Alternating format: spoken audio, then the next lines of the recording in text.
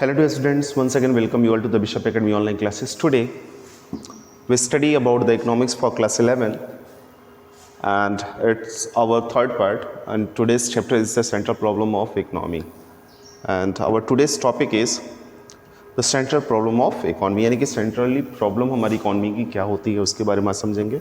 तो सबसे पहले देखते हैं सेंट्रल प्रॉब्लम ऑफ इकोनॉमी की जब बात करते हैं, कहता है economy refers to that economic system through which all the economic activities of societies are conduct or the carried on, यानी कि इकोनॉमिक्स उस सिस्टम को रेफर करता है जिसके थ्रू सोसाइटी में जितनी भी तरीके की इकोनॉमिक एक्टिविटीज़ होती हैं उसको कंडक्ट किया जाता है या कैरिड ऑन किया जाता है, उसको रखा जाता है। फिर कहता है every country is based on the some economic system. हर एक कंट्री क्या है, कुछ इकोनॉमिक सिस्टम के ऊपर बेस्ड है। जैसे यहाँ पे कहता है the different economic systems are capitalism, socialism and mixed economy. अलग अलग इकोनॉमिक सिस्टम होती है, इसमें कैपिटलिस्ट होता है, सोशलिस्ट होता है और मिक्स्ड इकोनॉमी होता है। Different economic system followed the different method of the operation. हर एक इकोनॉमिक सिस्टम, अलग अलग इकोनॉमिक सिस्टम जो है वो अलग अलग मेथड को फॉलो करने का काम करता है इकोनॉमिक ऑपरेशन को मेंटेन करने के। Due to the scarcity of resources, they all face the problem of a choice between the limited means and unlimited wants। तो अगर इस तरीके से देखें तो यहाँ पे भी क्या होता है, इनके पास भी एक प्रॉब्लम बनी रहती है जो साफ साफ ये कहता है कि हमारे पास क्या है, स्कैर्सिटी ऑफ रिसोर्सेज जो होती है, यानी रिसोर्सेज की लिमिटेशन होती है, और साथ ही साथ कहता है they are all face the problem of choice.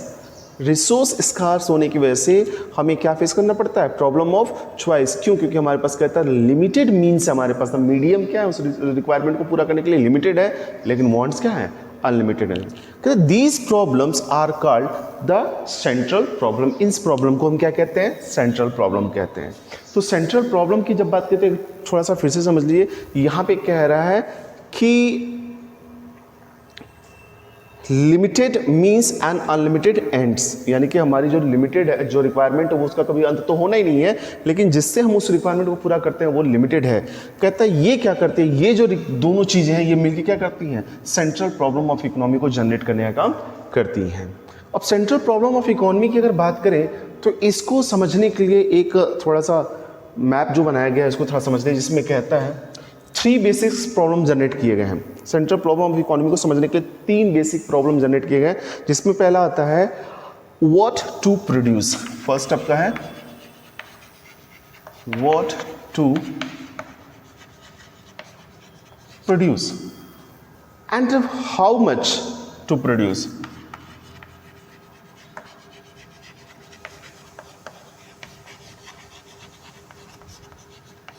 मतलब क्या बनाएं और कितनी क्वांटिटी में बनाएं, ये एक प्रॉब्लम है। मतलब हमको, अगर हम एक प्रोड्यूसर हैं तो हम क्या बनाने वाले हैं, पहली प्रॉब्लम तो इसको हम सॉल्व करेंगे तब तो हमें पता चल पाएगा कि हम देने वाले क्या हैं। तो उसके लिए हमको एक प्रॉब्लम फेस करनी पड़ती है। दूसरी चीज़, किस क्वांटिटी में बनाएं ताकि रिक्वायरमेंट पूरी हो जाए जो लोगों की है, तो वो भी एक प्रॉब्लम है, क्योंकि हमारे पास पॉपुलेशन बहुत बड़ी है और हम हर एक को फोकस करके चीज़ों को बनाने की कोशिश करते हैं। तो जहाँ तक रिक्वायरमेंट होती है और जहाँ तक सप्लाई होती है, रिक्वायरमेंट ज़्यादा होती है, सप्लाई कम होती है, तो यहाँ पे एक प्रॉब्लम जनरेट होती है। दूसरा आता है हाउ टू प्रोड्यूस।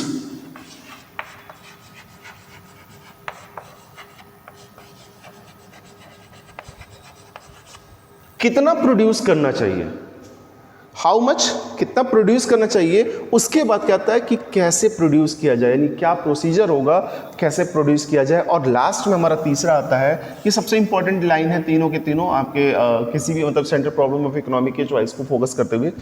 तीसरा आता है हमारे पास फॉर whom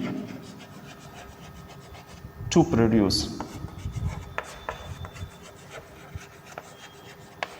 मतलब कितना प्रोड्यूस किया जाए, कैसे प्रोड्यूस किया जाए, ठीक है, क्या प्रोड्यूस किया जाए और साथ ही साथ किसके लिए प्रोड्यूस किया जाए। ये तमाम तरह की जो प्रॉब्लम्स है, ये है the problem, central problem of economy. यही प्रॉब्लम क्या करती है, सेंट्रल प्रॉब्लम ऑफ इकोनॉमी को जनरेट करने का मतलब कि इकोनॉमिक प्रॉब्लम जो है वो इन्हीं के इर्द गिर्द घूमता रहता है, बस इन्हीं चीज़ों में घूमता रहता है।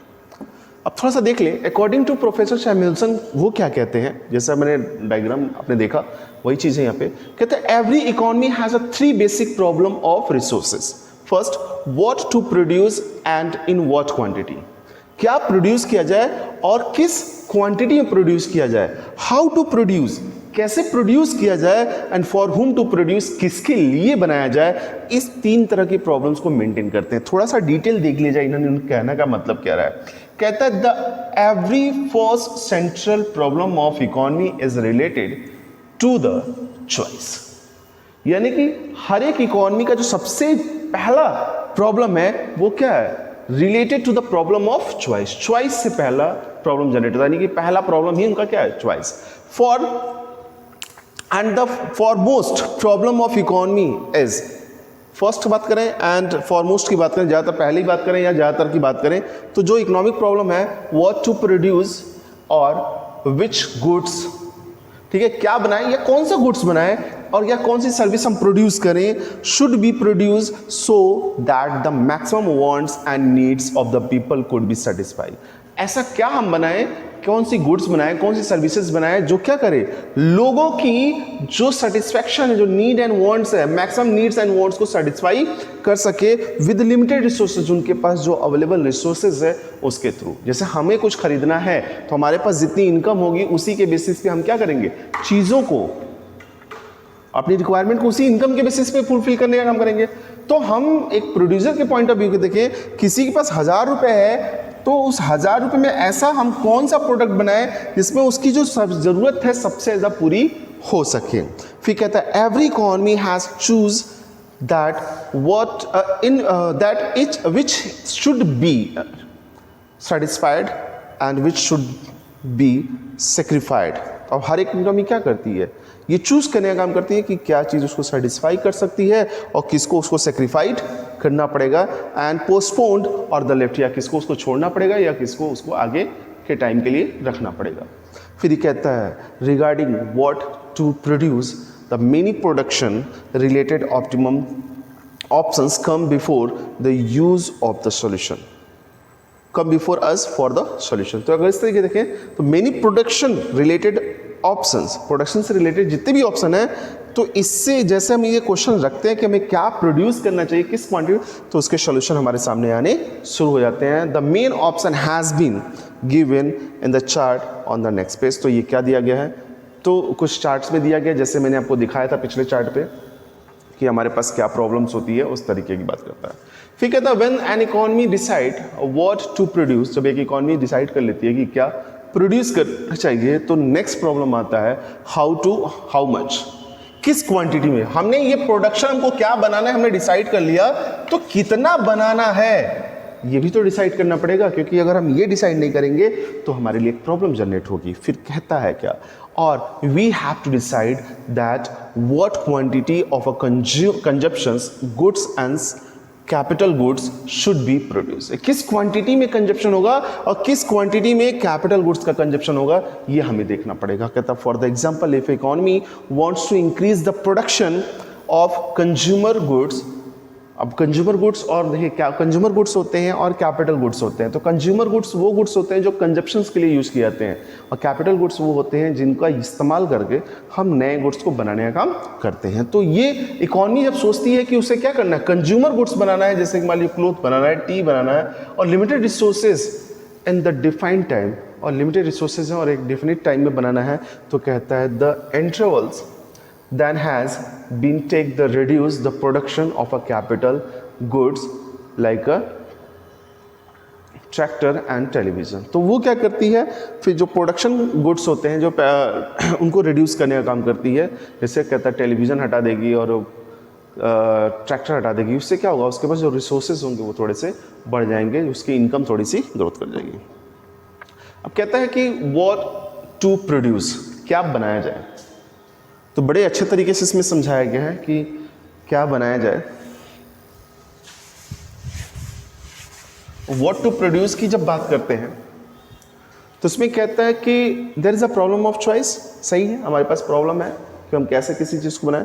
तो दो तरीके के ऑप्शन इसमें आते हैं। तो पहले ऑप्शंस की अगर बात करें तो कहता है कि हमें कंज्यूमर गुड्स बनाना चाहिए, फिर दूसरा कहता है नहीं नहीं नहीं कैपिटल गुड्स बनाना चाहिए। तो इन दोनों के बीच में वो उलझा रहता है दूसरे ऑप्शन की बात करें, कहता नेसेसरी गुड्स बनाना चाहिए, तो अगला कहता नहीं नहीं लग्जरी गुड्स बनाना चाहिए। तो इनके बीच में वो उलझा रहता है।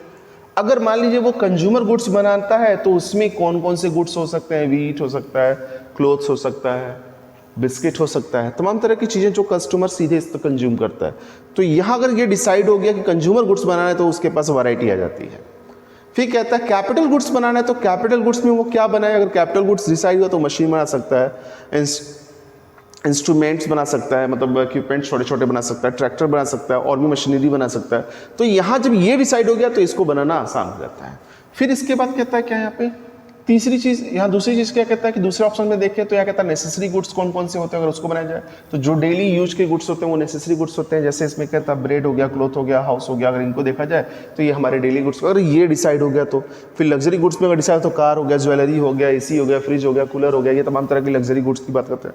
इसके अलावा कहता है कि अगला ऑप्शन की अगर बात करें तो कहता है प्राइवेट गुड्स बनाए या पब्लिक गुड्स बनाए। तो यहाँ पे भी एक प्रॉब्लम जनरेट होती है। तो वो प्रॉब्लम क्या करता है, प्राइवेट गुड्स जब बात करता है तो उसमें कहता है स्कूटर बना लिया, घर बना लिया, फैक्ट्री जनरेट कर लिया, तो ये प्राइवेट गुड्स हो गया। तो वो जब इसको डिसाइड कर लिया तो उसने अपने प्रॉब्लम को सॉल्व कर लिया, गुड्स को जनरेट कर लिया। पब्लिक गुड्स जैसे बनाया तो जैसे मान लीजिए स्कूल हो गया, पार्क हो गया, हॉस्पिटल हो गया, रोड हो गया, तो यहाँ पब्लिक लोग इस्तेमाल करता है, इसलिए पब्लिक गुड्स इसको बोलते हैं। तो नॉर्मली क्या होता है, उसने उसको डिसाइड कर लिया तो वो उस ओपिनियन को करता है। इस तरीके से देखिए तो हमारे पास 3 ऑप्शन आ रहे हैं। पहले ऑप्शन में रखा गया किसको किसको, ऑप्शन नंबर 1 में रखा गया है, पहला पॉइंट है कंज्यूमर गुड,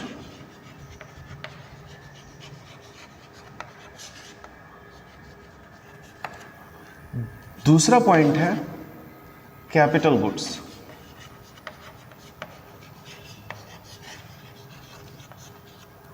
ऑप्शन नंबर 2 में क्या क्या रखा गया है,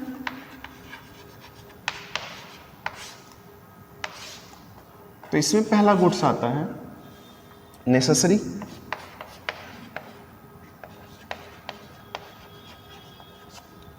गुड्स,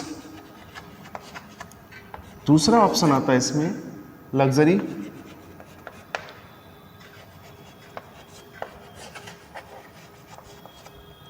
और तीसरे ऑप्शन की बात करें,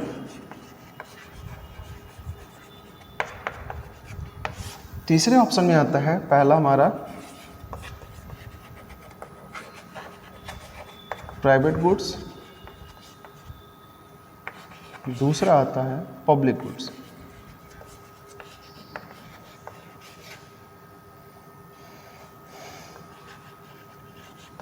तो ये 3 तरह के ऑप्शन हमारे जनरेट होते हैं किसको सॉल्व करने के लिए, जो प्रॉब्लम ऑफ चॉइस है,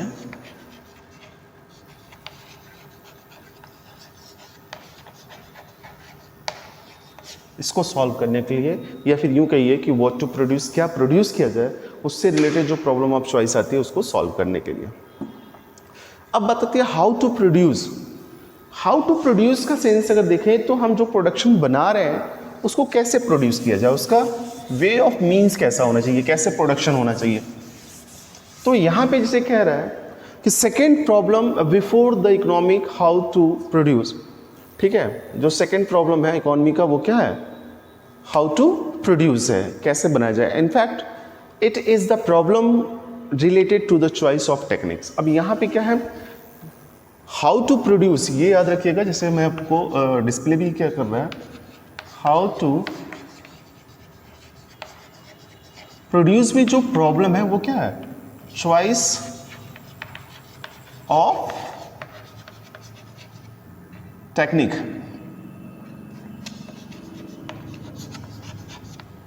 अब टेक्निक कौन सा इस्तेमाल करें ये एक प्रॉब्लम है। तो टेक्निक हमारे पास 2 तरीके का आती है, जैसे आपके एग्जांपल में मतलब ग्राफ पे दिया भी है। पहला हमारा लेबर इंटेंसिव,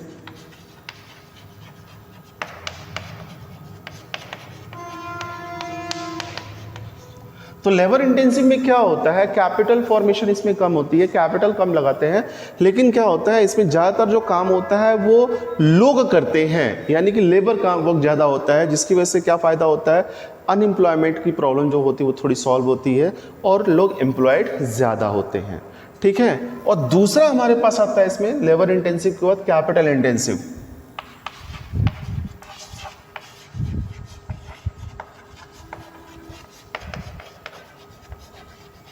कैपिटल इंटेंसिव की अगर बात करते हैं तो यहाँ पे क्या होता है कि मशीनरी, लेबर की जगह पे क्या होता है, मशीनरी को ज़्यादा से ज़्यादा इस्तेमाल करने का काम किया जाता है।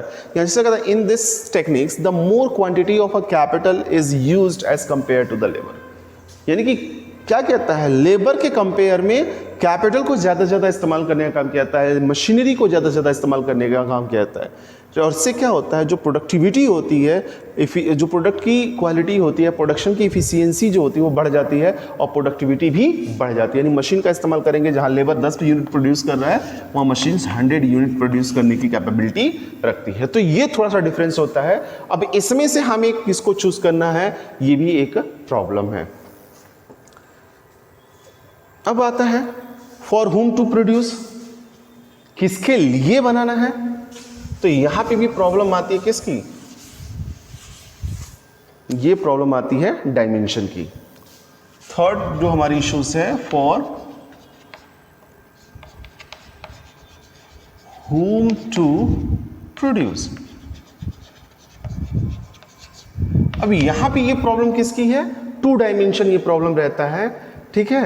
अब किसके लिए, तो यहां 2 डायमेंशन इसलिए कह रहा है क्योंकि 2 तरह की सिचुएशन को हम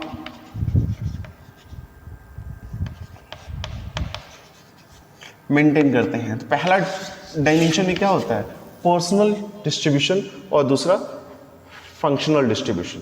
तो पर्सनल डिस्ट्रीब्यूशन की जब बात करेंगे तो यहाँ पे कहता है related with the problem of the inequalities of income, और यहाँ पे जो कह रहा है not related to the problem of inequalities of income. तो यहाँ पे पर्सनल डिस्ट्रीब्यूशन का एक थोड़ा सिचुएशन जनरेट होता है। फिलहाल लैंग्वेज देखते हैं। After getting the solution of the problem of what, how much and how, the next problem arise for हुम। मतलब क्या, कितना और कैसे का जब प्रॉब्लम सॉल्व हो जाता है, इन क्या बनाएं, कितना बनाएं और कैसे बनाएं, इसका जब प्रॉब्लम सॉल्व हो जाता है तो अगली प्रॉब्लम आती है फॉर हुम टू प्रोड्यूस, किसके लिए बनाएं, या फिर यूं कहिए how to distribute the production, आप प्रोडक्शन को कैसे डिस्ट्रीब्यूट करें, ये अगली प्रॉब्लम आती है।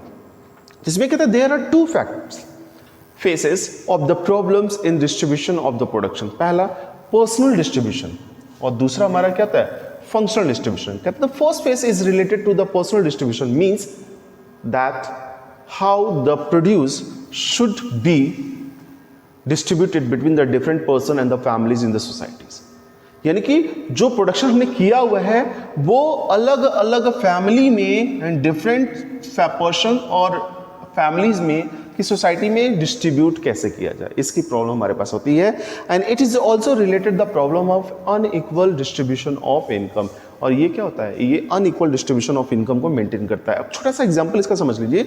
मान लीजिए क्या है, एक 10,000 कमाने वाली फैमिली है, ठीक है। अब हम उसके घर पे एसी का डिस्ट्रीब्यूशन कर, भैया तुम एसी ले लो, तो वो लेगा क्या, नहीं लेगा। क्यों, क्योंकि उसकी जितनी इनकम है उसके हिसाब से ये क्या है, उसके इनकम के कॉन्सेप्ट में नहीं आता है। क्यों, क्योंकि दोनों के डिमांड और रिक्वायरमेंट में क्या है, इनइक्वालिटीज है। डिमांड उसके पास एसी की नहीं है, आप इसको एसी का बेच रहे हैं आप, या इसकी इनकम इतनी नहीं है कि वो एसी खर्च सके, तो इनकम जो अनइक्वल डिस्ट्रीब्यूशन ऑफ इनकम है वो क्या है, उसको उस चीज़ को परचेस करने के लिए तैयार नहीं करता। Second phase of a problems of a distribution is the functional distribution. It is related to the determine how the produce should be distributed among the various factors of the production as a land, labor, capital and entrepreneur. It is not related to the problem of inequalities of income. तो यहाँ पे जिसे कह रहा है कि ये functional distribution होता है और it is not, it is determined the how the produce should be distributed among the various factors. इसको क्या किया जाता है, जो प्रोडक्शन किया जाए उसको अलग अलग वेरियस फैक्टर्स में कैसे डिस्ट्रीब्यूट किया जाए। तो उसमें वेरियस फैक्टर्स क्या होते हैं, प्रोडक्शन फैक्टर, लैंड हो गया, लेबर हो गया, कैपिटल हो गया, एंटरप्रेन्योर हो गया, these are the factor of production. तो इनके बीच में वो डिस्ट्रीब्यूट करने का काम करता है, यानी कि उन इनकम के लेवल को डिस्ट्रीब्यूट करने का, जिसकी वजह से क्या होता है, in equal distribution of income नहीं होता है। यानी कि यहाँ पे इक्वल डिस्ट्रीब्यूशन ऑफ इनकम होता है। यानी एटलीस्ट देखें तो यहाँ पे अगर इनकम लेवल भी इक्वल होगा और यहाँ पर्सनल है तो यहाँ पे डिस्ट्रीब्यूशन इक्वली नहीं होगा, किसी को ज़्यादा मिलेगा, किसी को कम मिलेगा। लेवल ऑफ जो सोसाइटीज़ होती है उसके हिसाब से लोगों के इनकम में डिस्ट्रीब्यूशन होती है। तो तमाम तरह की प्रॉब्लम जनरेट होती है और ये प्रॉब्लम जब सॉल्व हो जाती है तो हमारी बाकी चीज़ें अपने आप ही अच्छी होनी शुरू हो जाती हैं। अब आता है additional central problem of an economy. तो additional central problem of economy आज के टाइम से हम देखें तो क्या है, हमारा जो main central problem of economy था वही था जो हम लोग अभी पढ़ रहे थे। अब बात आता है additional central problem of economy. तो मॉडर्न पॉइंट ऑफ व्यू से देखें, how to achieve the optimum utilisation of resources. हमारे पास जो रिसोर्सेज अवेलेबल हैं उसको हम कैसे ज़्यादा से ज़्यादा उसका यूटिलाइजेशन कर सकते हैं। तो कहता है after getting the solution of the problem like what, how much, how and for whom, the next problem is to ascertain the optimum utilization of the production resources। यानी कि जो रिसोर्स हमने प्रोड्यूस किए हैं या जो भी प्रोडक्शन रिसोर्सेज है उसको कैसे ज़्यादा से ज़्यादा इस्तेमाल करें। मशीन है तो हम उसका इस्तेमाल ज़्यादा से ज़्यादा कैसे करके उसको ज़्यादा से ज़्यादा यूटिलाइज कैसे कर सकते हैं, ये एक प्रॉब्लम जनरेट होती है। कहते हैं the production factors in the economy are limited. Production factors हमारे पास होते हैं इकॉनमी क्या होते हैं, लिमिटेड होते हैं। Thus the next main problem which the economy face is how to ensure the optimum utilisation of resources. तो अगली प्रॉब्लम क्या आती है, इकॉनमी जो फेस करती है वो ये कहती है कि हम कैसे ऑप्टिमम यूटिलाइजेशन को यूज कर सकते हैं। तो उसमें हमारे पास कहता है there are two the aspect of this problem. दो एस्पेक्ट आते हैं। पहला कहता है the provide the full employment to all the factors of production. Full employment को प्रोवाइड किया जाए, इसमें लैंड, लेबर, कैपिटल एक्सेट्रा सारी चीज़ें हों, यानी कि जो फैक्टर ऑफ प्रोडक्शन उसकी जितनी भी रिक्वायरमेंट सारी की सारी को प्रोवाइड कर दे। दूसरा कहता है to ensure the full and optimum utilisation of a limited factors of economy. यानी कि जो हमारे पास लिमिटेड फैक्टर हैं उनको इंश्योर कर दिया जाए कि भैया उनका जो यूटिलाइजेशन है वो पूरा का पूरा किया जा रहा है। दो चीज़ें हमको क्या करना है, एक न्यूमेरिकल फैक्ट के थ्रू समझिएगा। मान लीजिए क्या कि पहले वाले पॉइंट को अगर देखें तो इसमें कह रहा है कि फुल एम्प्लॉयमेंट, यानी कि अगर हमारे पास एक बंदा क्या कर रहा है 10 यूनिट को प्रोड्यूस करने का काम कर रहा है, ठीक है, और हमको 10 यूनिट बनाना है, हमको 100 यूनिट बनाना है, ठीक है, तो हम क्या करें 10 लोगों को यहां रख लें तो 100 यूनिट हमारा बन जाएगा। बट एटलीस्ट पहले हम ये तो देख लें कि अब यहां पे कह रहा है कि ये काम कर लीजिए, मतलब क्या है कि लेबर पावर को बढ़ा लीजिए, फैक्टर ऑफ प्रोडक्शन को बढ़ा लीजिए, जिससे आपकी जो रिक्वायरमेंट है वो पूरी हो जाए। और दूसरी सिचुएशन में क्या कह रहा है, नहीं, हम ये देख लें कि ये केवल 10 ही बना सकते हैं या 10 से अबव कर सकते हैं,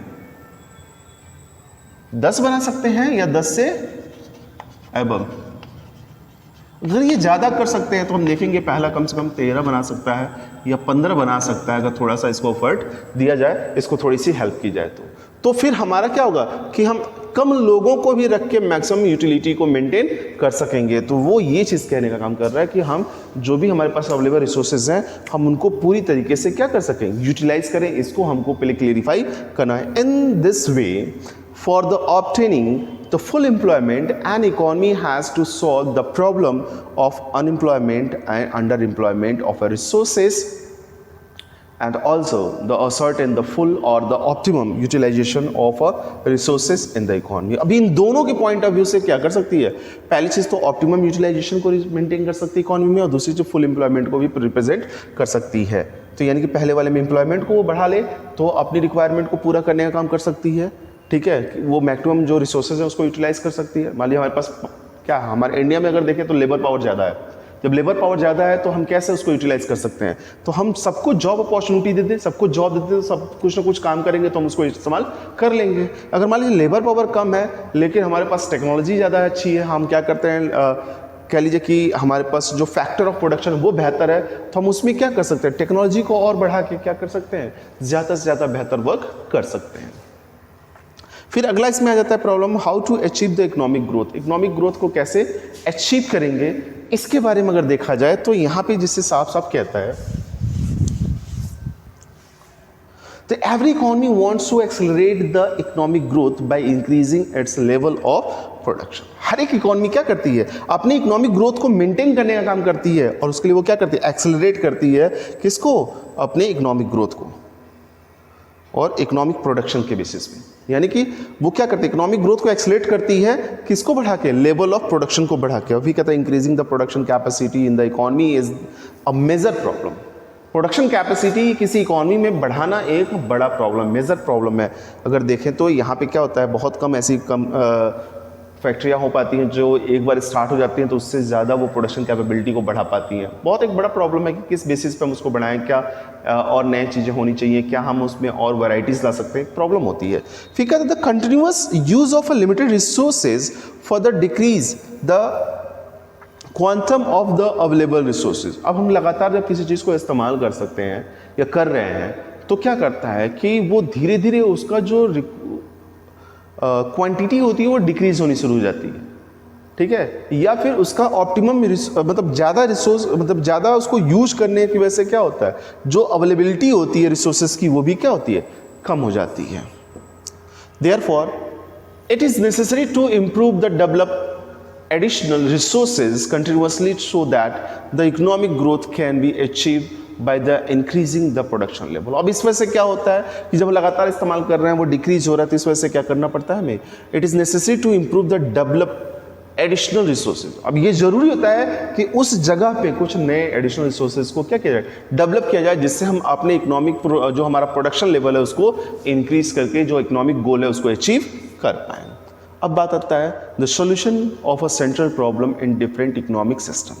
अलग अलग इकोनॉमिक सिस्टम में हम कैसे जो सेंट्रल प्रॉब्लम है उसको सॉल्व कर सकते हैं। तो यहाँ कहता है डिफरेंट इकोनॉमी की अगर बात करें तो solution of a central problem in capitalist economy. तो कैपिटलिस्ट इकोनॉमी में अगर हम बात करते हैं तो साफ साफ यहाँ कहता है, क्या कहता है कि यहाँ कहता है कि there is a private regulation over the factors of production in capitalist economy. यानी कैपिटलिस्ट इकोनॉमी में क्या होता है, जो भी फैक्टर ऑफ प्रोडक्शन होता है वो किसके हाथ में होता है, regulate over the factor of production, किसमें, द प्राइवेट अथॉरिटी। यानी कि कैपिटलिस्ट में ज़्यादातर क्या होती हैं, प्राइवेट अथॉरिटी होती हैं जो फैक्टर ऑफ प्रोडक्शन को रेगुलेट करने का काम करती हैं। और कहता है and this economy is independent in field of production and the consumption. ये इकोनॉमी क्या होती है, इंडिपेंडेंट होती है, खुद के बारे में ये कंट्री खुद, मतलब जो फैक्टर ऑफ प्रोडक्शन होता है या फर्म होता है वो खुद सोचती है कि भैया हमको क्या करना है, अपना जो प्रोडक्शन है या कंजप्शन उसको कैसे फिल्ड अप करना है, कैसे उसको पूरा करना है। फिर आगे भी कहती है the economy problem are the solve through the private mechanism in which the two independent factors demand and supply become active to determine the price. अब यहां पे कहता है कि ये जो प्रॉब्लम है, economic problem are solve through the private mechanism. अब ये इकोनॉमिक प्रॉब्लम जो होती है वो प्राइवेट मैकेनिज्म के थ्रू सॉल्व की जाती है। यानी कि जो कंपनी है या फर्म है वो अपने आइडिया से, अपनी प्लानिंग से इस तरह की प्रॉब्लम को सॉल्व करने का काम करता है। And which are the two independent force, जहां पे दो इंडिपेंडेंट फोर्स जनरेट होते हैं, पहला डिमांड और दूसरा सप्लाई, और इन दोनों के बीच में कहता है become active and determine the price. और ये दोनों एक्टिव होते हैं, डिमांड ज़्यादा होगी, सप्लाई उसी हिसाब से करेंगे तो हमारी इकोनॉमिकल सिचुएशन बेहतर होगी, और सप्लाई अगर मान लीजिए नहीं हो पा रहा, डिमांड ज़्यादा है, तो प्राइस भी उसी के हिसाब से अप एंड डाउन होता रहता है। सेकेंड हम बात करें सेंट्रल प्रॉब्लम की, सोशलिस्ट इकोनॉमी में क्या होता है। तो सोशलिस्ट इकोनॉमी देखिए कोई प्राइवेट हैंड नहीं होता है, यहाँ पे गवर्नमेंट को मेंटेन करना होता है। कहता है there is the control of the society over the factor of production and economy activities are conduct for the welfare of a entire society. तो यहाँ पे जो इकोनॉमिक एक्टिविटीज़ की जाती है वो पूरी सोसाइटी के वेलफेयर के लिए की जाती है। And the central problem in the economy, in this economy are solve on the basically the properties of the economic problem or the planning machinery। तो यहाँ पे जो होता है ये इकोनॉमिक प्रॉब्लम की प्रॉपर्टीज होती है, सेंट्रल प्रॉब्लम होती है, और या फिर प्लानिंग मशीनरी के थ्रू इसको सॉल्व किया जाए। यानी कि गवर्नमेंट इसमें एक्टिव रोल प्ले करने का काम करती है, और वो प्लान के थ्रू ही इनकी जो इकोनॉमिक प्रॉब्लम होती है उसको सॉल्व करने का काम करती है। फिर कहता है the solution of the central problem of mixed economy. कहता है दिस इज द को existence of a private and public sector. ये दोनों का मिक्सअप होता है, प्राइवेट एंड पब्लिक सेक्टर्स का, यानी कि सेंट्रल कैपिटलिस्ट और सोशलिस्ट का ये मिक्सअप होता है। फिर कहता है in this economy the both sectors the functions under the spheres of economic planning. और ये दोनों मिलकर क्या करते हैं, इकोनॉमिक प्लानिंग को मेंटेन करने का काम करते हैं, और जिससे ये क्या कर सकते हैं इस सिचुएशन में, ये अपनी इकोनॉमिक सिचुएशन को या इकोनॉमिक प्रॉब्लम को सॉल्व करने का काम कर सकते हैं। So dear students, in this video That's all. If you have any type of the doubt or the query, you should be consult through the Google Classroom. Thank you.